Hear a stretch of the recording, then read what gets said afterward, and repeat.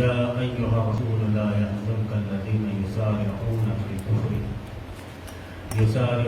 الكفر من الذين قالوا آمنا بأفواههم ولم تؤمن قلوبهم ومن الذين هادوا سماعون للكذب سماعون لقوم آخرين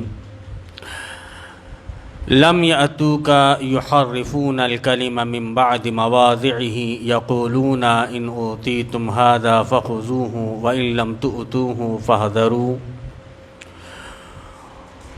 ومن يرد الله فتنته فلن تملك له من الله شيئا أولئك الذين لم يرد الله أن يطهر قلوبهم لهم في الدنيا خزي ولهم في الآخرة عذاب عظيم سماعون للكذب أكالون للسحت فإن جاءوك فاحكم بينهم أو أعرض عنهم وإن تعرض عنهم فلن يضروك شيئا وإن حكمت فاحكم بينهم بالقسط إن الله يحب المقسطين وكيف يحكمونك وعندهم التوراة فيها حكم الله ثم يتولون من بعد ذلك وما أولئك بالمؤمنين صدق اللہ العظیم۔ معزز سامعین، ابھی آپ نے سورہ المائدہ کی آیت نمبر 41، 42 اور 43 کو سماعت فرمائی۔ آیت نمبر 43 میں سورہ مائدہ کا 6واں رکوع ختم ہوتا ہے۔ اللہ رب العالمین بیان فرما رہا ہے کہ اے نبی کریم صلی اللہ علیہ وسلم، تمہارے لیے باعث رنج نہ ہوں وہ لوگ جو کفر کی راہ میں بڑی تیز گامی دکھا رہے ہیں۔ مطلب آپ کو غمگین ہونے کی ضرورت نہیں ہے ایسے لوگوں کی طرف دیکھ کر جو کفر کی راہ میں بڑی تیزی دکھا رہے ہیں، اللہ کے انکار کی طرف جا رہے ہیں۔ آپ دیکھ رہے ہو تو ایسے لوگوں کو دیکھ کر آپ کو غمگین نہیں ہونا چاہیے، خواہ وہ ان میں سے ہوں جو منہ سے کہتے ہیں کہ ہم ایمان لائے مگر دل ان کے ایمان نہیں لائے۔ من الذین قالوا آمنا بافواہہم ولم تؤمن قلوبہم، کہ زبان سے کہہ بھی دیا لا الہ تو کیا حاصل، زبان سے کہہ بھی دیا لا الہ تو کیا حاصل، دل و نگاہ مسلمان نہیں تو کچھ بھی نہیں۔ آپ اپنی زبان سے صرف اس بات کا اقرار کرو کہ اللہ رب العالمین ایک ہے، نبی اکرم صلی اللہ علیہ وسلم آخری رسول ہیں اور ان پر ہمارا ایمان لانا ضروری ہے۔ اتنی بات کو اگر آپ جان لو تو اتنا ہی صرف آپ کے لیے کافی نہیں ہے۔ آپ کے دل اس بات سے مطمئن ہوں، آپ کے دل اس بات کے لیے تیار ہوں کہ جو کچھ بھی رسول اکرم صلی اللہ علیہ وسلم کہہ رہے ہیں ہم اس کے مطابق فیصلہ کریں گے۔ جو کچھ بھی اللہ رب العالمین کی آیات نازل ہو چکی ہیں ہمارا ان پر ایمان ہے اور اسی کے مطابق ہماری زندگی گزرے گی۔ یہ شہادت گہی الفت میں قدم رکھنا ہے۔ لوگ آسان سمجھتے ہیں مسلمان ہونا، آسان نہیں ہے مسلمان ہونا۔ آدمی نے کلمہ پڑھ لیا، اب پل پل میں اس کے لیے آزمائش ہے۔ آدمی نے سحری کر لیا، اب افطار تک اسے ساری آزمائشوں سے گزرنا ہے، تب جا کر اس کا ایک روزہ مکمل ہوگا۔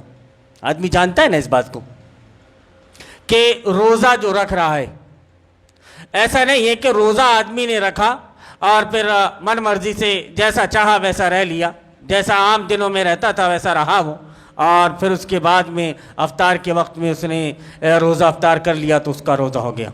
نبی کریم صلی اللہ علیہ وسلم بیان فرماتے ہیں کہ کتنے ایسے روزے دار ہیں جن کو بھوک اور پیاس کے علاوہ کچھ نہیں ملتا، لیکن دوسری طرف ان لوگوں کے لیے جو لوگ خالص اللہ رب العالمین کی رضا کے لیے روزے رکھتے ہیں، اللہ رب العالمین بیان فرماتا ہے کہ الصوم لی وانا اجزی بہ، کہ بندے نے روزہ میرے لیے رکھا ہے اب اس کا اجر اور اس کا ثواب بھی میں ہی دوں گا. اس میں روزہ رکھنے میں کتنا ثواب ہے کوئی بتا نہیں سکتا کہ اس میں کتنا ثواب ہے. کیوں کہ اللہ رب العالمین نے بیان فرما دیا کہ الصوم لی وانا اجزی بہ، کہ بندے نے روزہ میرے لیے رکھا، اب میں ہی اس کے روزے کا اس کو ثواب، اس کا اجر اس کو دوں گا. اتنی اہمیت اس کی کہ اللہ رب العالمین نے جنت کے دروازوں میں سے ایک دروازہ بنا دیا، الریان، جس سے صرف اور صرف روزے دار ہی داخل ہوں گے. حضرت ابوبکر صدیق رضی اللہ تعالیٰ عنہ نے نبی کریم صلی اللہ علیہ وسلم سے پوچھا کہ اللہ کے رسول صلی اللہ علیہ وسلم، کیا ایسا بھی کوئی ہے جو جنت کے 8 جو دروازے بتائے گئے ہیں وہ 8 دروازے سے داخل ہو جائے؟ کہا ابوبکر تم جس دروازے سے چاہو گے اس دروازے سے داخل ہوگے. اس کے لیے انہوں نے قربانیاں بھی دیں. ایسے وقت میں نبی کریم صلی اللہ علیہ وسلم پر ایمان لایا جب کسی نے ایمان نہیں لایا تھا. ایک بات کی بھی آپ نے، مطلب صدیق ابوبکر صدیق رضی اللہ تعالیٰ عنہ کو صدیق کیوں کہا جاتا ہے؟ کہ ایک بات انہوں نے سنی کہ یہ نبی کریم صلی اللہ علیہ وسلم کا فرمان ہے، بس عقل تسلیم کرے یا نہ کرے. اللہ کے حبیب جناب محمد رسول اللہ صلی اللہ علیہ وسلم کی طرف سے یہ بات آ گئی ہے تو اب یہ سچ ہے. ایسا اعتماد آپ کو ہونا اپنے نبی پر، ایسا یقین ہونا کہ اللہ کے رسول جناب محمد رسول اللہ صلی اللہ علیہ وسلم نے جو کچھ بیان فرما دیا وہ صحیح، اس کے علاوہ کچھ بھی صحیح نہیں. تب جا کر حضرت ابوبکر صدیق رضی اللہ تعالی عنہ کو وہ لقب صدیق کا ملا. حضرت عائشہ رضی اللہ تعالی عنہ کہتی ہیں کہ سب سے آسمان میں اتنے تارے دکھ رہے ہیں، اتنی نیکیاں کس کی ہو سکتی ہیں؟ کہا عمر فاروق کی. حضرت عائشہ رضی اللہ تعالیٰ عنہ غمگین ہو گئی کہ میرے والد محترم اتنا نبی کریم صلی اللہ علیہ وسلم کے ساتھ میں رہے، ان کی نیکیاں کم اور عمر کی نیکیاں زیادہ. نبی کریم صلی اللہ علیہ وسلم نے بیان فرمایا کہ وہ غار میں ہجرت کے وقت جو ایک دن میرے ساتھ میں تھے، اس ایک دن کی اتنی ان کی نیکیاں. حضرت ابوبکر صدیق رضی اللہ تعالیٰ عنہ کے بارے میں آتا ہے سیرت حلبیہ میں کہ جب غار کے اندر گھسے تو دیکھا کہ چھوٹے چھوٹے بل رکھے ہوئے ہیں، تو سب جگہ اپنے پاس کا کپڑا پھاڑ کر کے انہوں نے اس میں لگاتے گئے اور پھر ایک بل جب باقی رہ گیا تو اس میں اپنے پیر کا انگوٹھا رکھا اور پھر نبی کریم صلی اللہ علیہ وسلم کو کہا کہ آئیے تشریف لائیے. آپ صلی اللہ علیہ وسلم آپ کی گود میں سر رکھ کر کے کچھ دیر آرام فرمانے لگے. ابوبکر صدیق رضی اللہ تعالی عنہ کو اتنی تکلیف، کسی موذی جانور نے ان کے پیر میں کاٹ لیا تھا، اتنی تکلیف کی شدت سے ان کی آنکھوں سے آنسو ٹپکنے لگے. 1-2 قطرے جو نبی کریم صلی اللہ علیہ وسلم کے رخسار مبارک پر گرے، آپ صلی اللہ علیہ وسلم کی نیند کھل گئی وہ کاٹنے کی وجہ سے. اب یہ سوچیے آپ کے موذی جانور آپ کو کاٹے اور آپ ہڑبڑا کر کے اپنے پیر کو الگ نہ کریں، ممکن ہے ایسا؟ لیکن برداشت کی انتہا کس لیے؟ نبی کریم صلی اللہ علیہ وسلم کے لیے. تو پھر نبی کریم صلی اللہ علیہ وسلم کو انہوں نے بتایا کہ اللہ کے رسول صلی اللہ علیہ وسلم معاملہ ایسا ہے اور آپ کے آرام میں خلل نہ پڑے اس وجہ سے میں نے بتایا نہیں، میں نے آپ کو جگایا نہیں، آپ سے ذکر نہیں کیا. لیکن اب وہ تکلیف کی شدت کی وجہ سے اب آنکھوں سے آنسو کو تو نہیں روک سکا. آپ صلی اللہ علیہ وسلم نے اپنا لعاب دہن نکالا اور اس جگہ پر لگا دیا تو وہ تکلیف ان کی جاتے رہی. تو یہ صفات تھی صحابہ کرام رضوان اللہ علیہ مجمعین کی. لیکن ہمارے اندر وہ بات نہیں. آج نبی کریم صلی اللہ علیہ وسلم کی امت کے اندر وہ بات نہیں کہ آپ صلی اللہ علیہ وسلم کے مشن کو اپنا مشن نہیں سمجھ رہی ہے وہ کہ آپ صلی اللہ علیہ وسلم کی زندگی کا مشن کیا تھا، آپ کیا کرنے کے لیے آئے تھے اور کیا آپ زندگی بھر کرتی رہی. اس مشن کو اگر کوئی بتا رہا ہے، آدمی اس مشن کو مشن سمجھنے کے لیے تیار نہیں. علامہ اقبال نے کیا شاندار نقشہ کھینچا ہے کہ میری زندگی کا مقصد تیرے دین کی سرفرازی، میری زندگی کا مقصد تیرے دین کی سرفرازی، میں اسی لیے مسلمان، میں اسی لیے نمازی. آدمی نے نماز ہی کو سب کو سمجھ لیا ہے، جبکہ علامہ اقبال ذکر کر رہے ہیں اس میں کہ نماز اس لیے کہ تیرے دین کی سر بلندی ہو. میں اسی لیے مسلمان، میں اسی لیے نمازی۔ اللہ رب العالمین بیان فرما رہا ہے کہ یہاں پر ہم نے اتنی بات ان لوگوں کے سلسلے میں ذکر کی کہ اے نبی کریم صلی اللہ علیہ وسلم آپ غمگین نہ ہوں ان لوگوں کے لیے جو کفر کی طرف تیزی سے بڑھے چلے جا رہے ہیں۔ ان میں سے ہوں جو منہ سے تو کہتے ہیں کہ ہم ایمان لائے لیکن ان کے دل ایمان نہیں لائے، یا ان میں سے ہو جو یہودی بن گئے جن کا حال یہ ہے کہ جھوٹ کے لیے کان لگاتے ہیں اور دوسرے لوگوں کی خاطر جو تمہارے پاس کبھی نہیں آئے سن گن لیتے پھرتے ہیں، کتاب اللہ کے الفاظ کو ان کا صحیح محل متعین ہونے کے باوجود اصل معنی سے پھیرتے ہیں اور لوگوں سے کہتے ہیں کہ اگر تمہیں یہ حکم دیا جائے تو مانو، نہیں تو نہ مانو۔ جسے اللہ ہی نے فتنہ میں ڈالنے کا ارادہ کر لیا ہو اس کو اللہ کی گرفت سے بچانے کے لیے تم کچھ نہیں کر سکتے۔ اب یہاں پر یہودیوں کی وہ روش بیان کی گئی۔ آگے اللہ رب العالمین بیان فرماتا ہے کہ یہ وہ لوگ ہیں جن کے دلوں کو اللہ نے پاک کرنا نہ چاہا اور ان کے لیے دنیا میں رسوائی ہے اور آخرت میں سزا ہے۔ یہاں پر حافظ ابن کثیر رحمۃ اللہ علیہ نے اس واقعے کی طرف ذکر کیا ہے۔ اس بات کو آپ نے ہمارے یہ جو پروگرام چلے ہیں طاغوت اس کی پہچان، اس کا حکم اور اس کے ساتھ برتاؤ، اس ضمن میں بھی ہم نے ان چیزوں کو ذکر کیا ہے کہ یہودیوں میں یہ حال تھا کہ دو قبیلے ان کے بن گئے تھے، ایک معزز لوگوں کا اور ایک کمتر لوگوں کا۔ اب کمتر لوگوں کا آدمی اگر کوئی معزز لوگوں کو میں سے کسی کو مار دیتا تھا تو وہ اس کو ڈبل اجر اس کا دیتا تھا، اور اگر معزز آدمی کسی کمتر آدمی کو مار دیتا تھا تو وہ اس کا آدھا اجر دیتا تھا۔ یہ چیزیں تھیں۔ یا پھر اسی طرح سزا کے متعلق بھی حافظ ابن کثیر رحمۃ اللہ علیہ کہتے ہیں کہ یہ ایک واقعہ جو رجم کے سلسلے میں تھا، یہودیوں نے کہا کہ تاکہ سند باقی رہے ہم چل کر نبی صلی اللہ علیہ وسلم سے فیصلہ کروا لیتے ہیں اس سلسلے میں، کیونکہ دیکھ لیں شریعت میں کیا ہے، اور وہ یہ چاہتے تھے کہ تاکہ سند بھی رہے کہ ہم نے فیصلہ کس سے کروایا، نبی کریم صلی اللہ علیہ وسلم سے۔ گویا اس وقت کا یہودی بھی گرچہ مکار تھا لیکن فیصلہ کروانے کے لیے نبی کریم صلی اللہ علیہ وسلم کے پاس آتا تھا، گرچہ مکاری کر رہا تھا وہ، لیکن آج کا مسلمان اتنا مکار ہو گیا کہ وہ کتاب اللہ اور سنت رسول اللہ سے فیصلے کروانے کے بجائے کسی اور کتاب سے فیصلے کروا رہا ہے، کسی اور شریعت سے فیصلے کروا رہا ہے۔ تو ذکر کیا جاتا ہے کہ وہ پہنچے اور نبی کریم صلی اللہ علیہ وسلم سے پوچھا کہ یہ زانی کی سزا کیا ہے، شادی شدہ زانی کی سزا کیا ہے؟ تو نبی کریم صلی اللہ علیہ وسلم نے پوچھا کہ بھئی آپ کی کتاب میں کیا موجود ہے، کیونکہ اللہ رب العالمین نے یہ ساری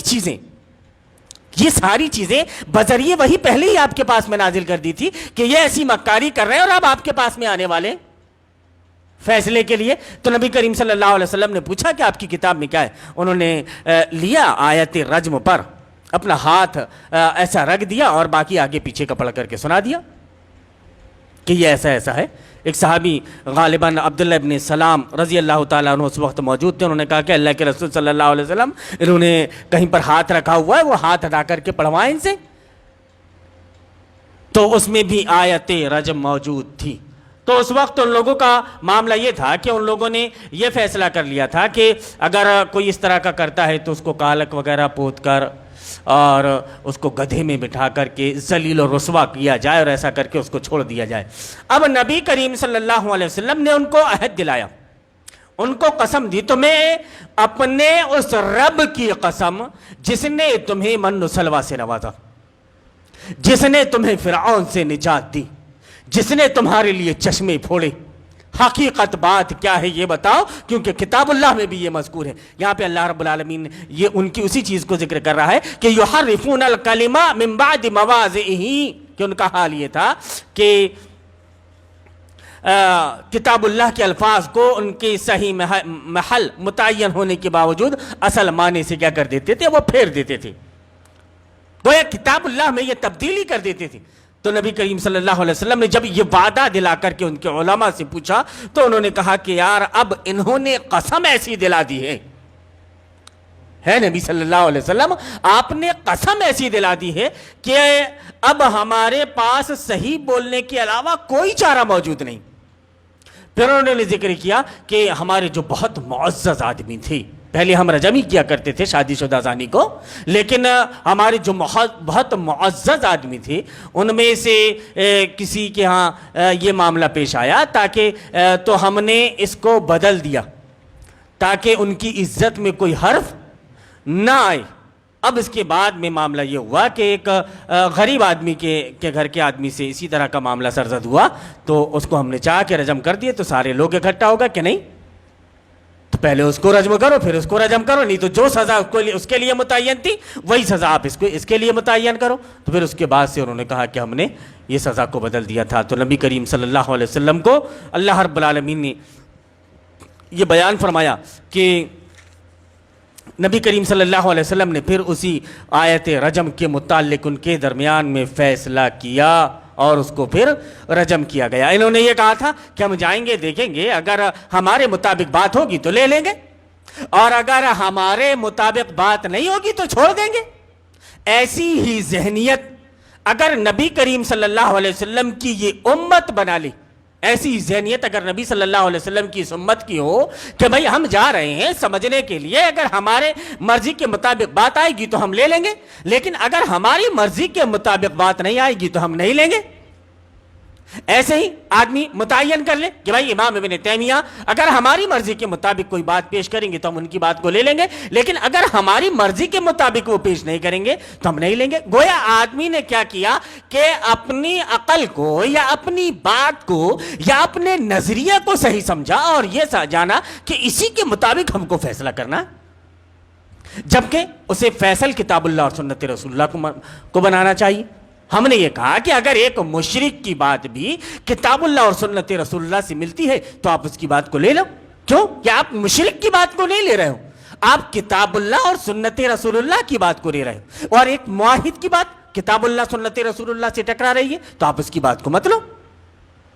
یہ جب تک آپ اپنا نظریہ نہیں بنائیں گے، اپنی سوچ اور اپنی فکر جب تک آپ اس طرح کی نہیں کریں گے تو آپ کامیاب و کامران نہیں ہو سکتے۔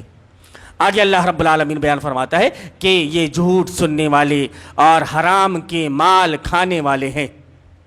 کی کیا بات کرو، نبی کریم صلی اللہ علیہ وسلم کو آگاہ کر رہا ہے، ان کی حیثیت، ان کے حال کیا ہے؟ جھوٹ سننے والے، حرام کھانے والے، سودی کاروبار کرنے والے، جھوٹ بول کر کمانے والے، رشوت کا کھانے والے، حرام کھانے والے ہیں۔ لہٰذا اگر یہ تمہارے پاس اپنے مقدمات لے کر آئے تو تمہیں اختیار دیا جاتا ہے کہ چاہو تو ان کا فیصلہ کرو اور نہ کرو، آپ کے اختیار میں۔ آپ ان کا فیصلہ کرنا چاہتے ہیں کر دیں، آپ ان کا فیصلہ نہیں کرنا چاہتے آپ ان کا فیصلہ نہ کریں۔